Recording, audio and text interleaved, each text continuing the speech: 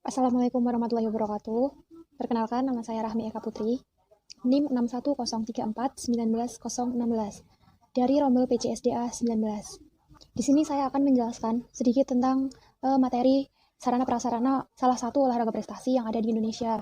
Nah, di sini saya mengambil olahraga prestasi yaitu IPSI, Ikatan Pencaksilat Indonesia. Nah, sebelumnya saya akan menjelaskan apa itu IPSI. IPSI atau Ikatan Pencaksilat Indonesia merupakan salah satu induk organisasi resmi pencaksilat yang berada di bawah naungan KONI. Nah, KONI sendiri adalah Komite Olahraga Nasional Indonesia. Nah, pencaksilat sendiri merupakan olahraga seni bela diri yang berasal dari Melayu, termasuk Indonesia. Jadi, olahraga pencaksilat ini merupakan salah satu olahraga khas dari Indonesia. Definisi sarana dan prasarana. Secara umum, sarana dan prasarana adalah perlengkapan yang dibutuhkan dan digunakan pada suatu kegiatan.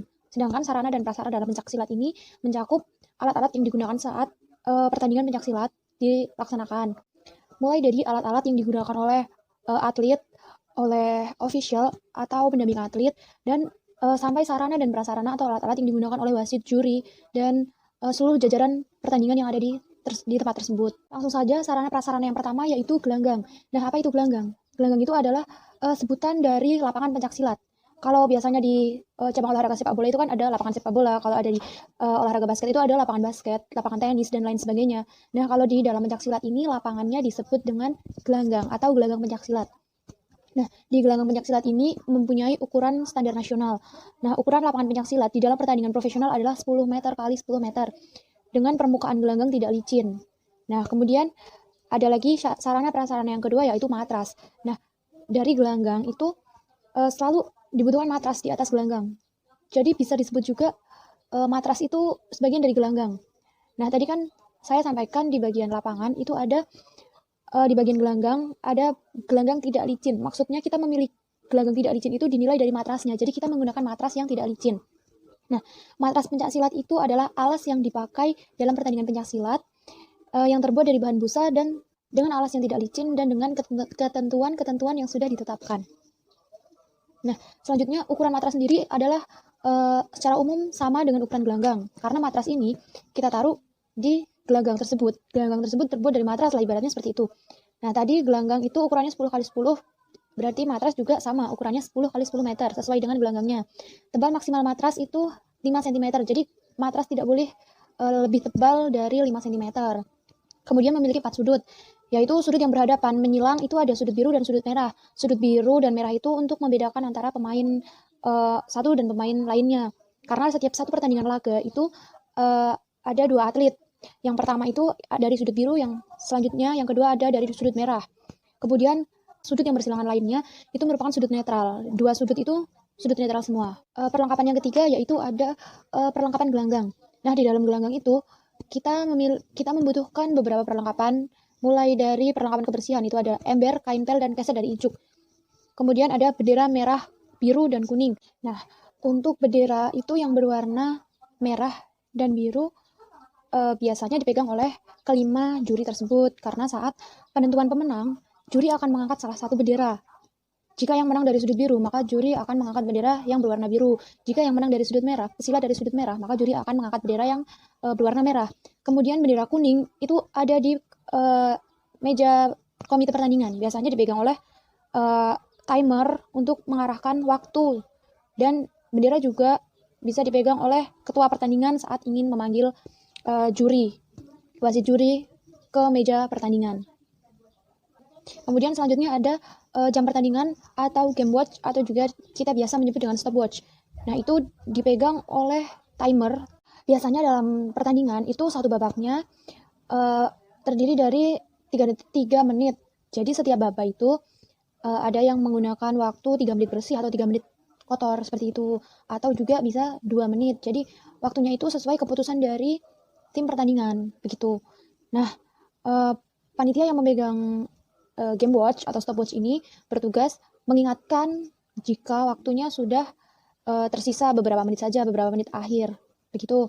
Kemudian selanjutnya ada gong atau alat yang berfungsi sama. Nah, gong ini untuk pertanda bahwa pertandingan dimulai atau pertandingan selesai. Kemudian ada layar proyektor. Layar proyektor ini gunanya untuk menampilkan nilai dari masing-masing juri. Di pertandingan tingkat pertandingan profesional itu kebanyakan sudah menggunakan layar proyektor untuk menampilkan nilainya. Tapi kebanyakan di pertandingan, biasanya tingkat kabupaten, di kabupaten tertentu itu masih menggunakan kertas media untuk media penilaiannya. Jadi kita secara manual ada petugas pengambil kertas tersebut dan pemberi kertas untuk form penilaian atas satu pertandingan. Seperti itu. Kemudian ada juga lampu pertandingan yang berwarna merah, biru, dan kuning. Nah, lampu pertandingan ini biasanya ditaruh di meja pertandingan, yaitu di depan, letaknya di depan ketua pertandingan. Jadi meja pertandingan ini untuk menandakan, memanggil dari pesilat sudut biru atau sudut merah, atau menentukan pemenang dari salah satu pesilat tersebut.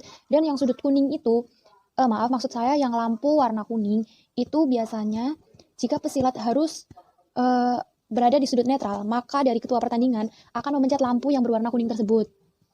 Selanjutnya ada formulir pertandingan. Nah, formulir pertandingan ini sangat dibutuhkan dalam pertandingan. Jadi sebelum peserta melakukan pertandingan, maka peserta harus mengisi formulir pertandingan sebagai syarat dia bisa mengikuti pertandingan tersebut. Selanjutnya ada lampu babak atau tanda lain untuk menentukan ronde atau babak dalam pertandingan. Nah, lampu babak ini terdiri atas 3 kotak, yaitu kotak yang paling atas tertulis angka 3, kemudian 2, kemudian 1 yang di paling bawah. Biasanya tertulis dengan angka Romawi. Kenapa hanya ada 3 kotak pada lampu babak ini? Karena pada umumnya pertandingan silat itu maksimal menggunakan 3 ronde saja atau 3 babak. Lampu babak ini akan berganti jika saat pertandingan sudah menginjak ke babak selanjutnya. Nah, berikut ini ada gambar untuk lampu pertandingan dan bendera. Kemudian ada juga lampu babak, itu ada gambarnya. Ini ada perlengkapan pertandingan. Nah, ini yang sangat penting ya. Perlengkapan pertandingan itu dibagi menjadi 2. Karena pada pencak silat itu ada 2 nomor tanding, yaitu laga, nomor tanding laga, dan nomor tanding seni. Dan sedangkan seni ini ada dibagi menjadi beberapa juga. Ada seni tunggal, seni beregu, seni ganda. Ya, yang pertama yaitu perlengkapan atau sarana prasarana dari nomor tanding seni. Nah, pada nomor tanding seni ini atlet atau pesilat itu menggunakan yang pertama ada ikat kepala, kain samping, baju silat yang bervariasi warnanya, biasanya berbahan bludru. Kemudian ada juga make up pesilat. Nah, jadi make up ini masuk ke dalam salah satu kriteria penilaian dalam nomor tanding seni.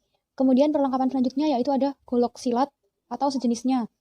Nah, karena pada nomor tanding seni ini maupun seni tunggal, seni beregu, atau seni ganda, itu atlet dalam menampilkan gerakannya itu menggunakan alat, yaitu salah satunya yaitu adalah golok atau sejenisnya.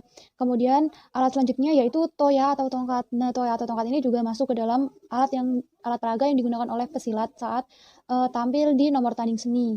Selanjutnya yaitu sarana prasarana pada nomor tanding laga. Yang pertama adalah pakaian pertandingan yang berwarna hitam dan ada logo IPSI di dadanya.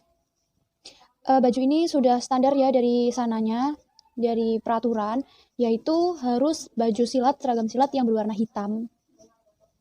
Kemudian pelindung badan atau body protector. Body protector ini juga harus yang standar untuk mencegah adanya cedera pada pesilat. Kemudian ada pelindung kemaluan atau cap protector. Ini khusus untuk pesilat putra untuk melindungi alat kemaluan. Kemudian untuk yang putri menggunakan apa untuk melindungi kemaluan? Biasanya untuk pesilat putri itu menggunakan kain atau pembalut untuk melindungi kemaluannya. Selanjutnya ada pelindung tangan dan pelindung kaki atau pelindung tulang kering yang untuk kaki. Selanjutnya ada sabuk merah dan biru yang menandakan pesilat dari sudut mana. Jika pesilat berasal dari sudut merah, maka pesilat akan mengenakan sabuk merah yang digunakan di luar body protector. Begitu pula dengan pesilat yang berasal dari sudut biru, akan mengenakan sabuk berwarna biru yang dikenakan di luar body protectornya. Selanjutnya ada yang kelima, ada meja dan kursi. Nah, meja dan kursi ini digunakan untuk fasilitas juri. Nah, pada pertandingan laga, juri itu terdiri dari 5 yang memutari gelanggang. Kemudian juri ini dipersilakan duduk di kursi masing-masing dan sudah disediakan meja juga untuk setiap jurinya untuk melakukan penilaian, mempermudah melakukan penilaian. Nah, pada juri nomor tanding seni itu juga sama, terdapat 5 juri, namun posisinya sedikit berbeda dengan juri pada nomor tanding laga. Kalau dalam nomor tanding laga itu juri posisinya mengelilingi gelanggang, namun pada nomor tanding seni juri ini posisinya duduk berderet di depan. Nah, berikut ini ada contoh baju seragam yang standar yang digunakan oleh ini yang sebelah kiri ini yang warna hitam dan berlogo IPSI. Itu seragam yang standar digunakan oleh pesilat dalam nomor tanding laga. Kemudian yang di sebelahnya ini, nah ini ada seragam yang dikenakan oleh pesilat jadi nomor tanding seni. Yang paling atas itu ada ikat kepala. Dua-duanya itu ikat kepala semua. Kemudian yang tengah panjang itu ada pinggang, untuk ikat pinggang. Dan yang paling bawah itu untuk kain samping. Jadi pemasangannya itu kain sampingnya dulu yang paling bawah, baru di luarnya diberi ikat pinggang seperti yang ada di gambar. Nah, ini baju yang digunakan yaitu baju hitam standar biasa seperti yang digunakan oleh pesilat dengan nomor tanding laga.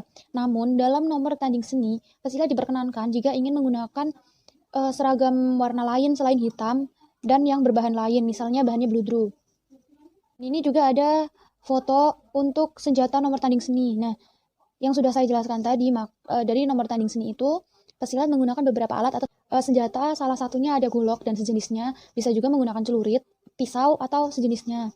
Kemudian ada toya. Nah, ini toyanya ini itu beserta tempat toyanya. Jadi, untuk memudahkan kita membawa toya saat ingin latihan atau saat pertandingan, itu disediakan tempat atau tas khusus untuk toya.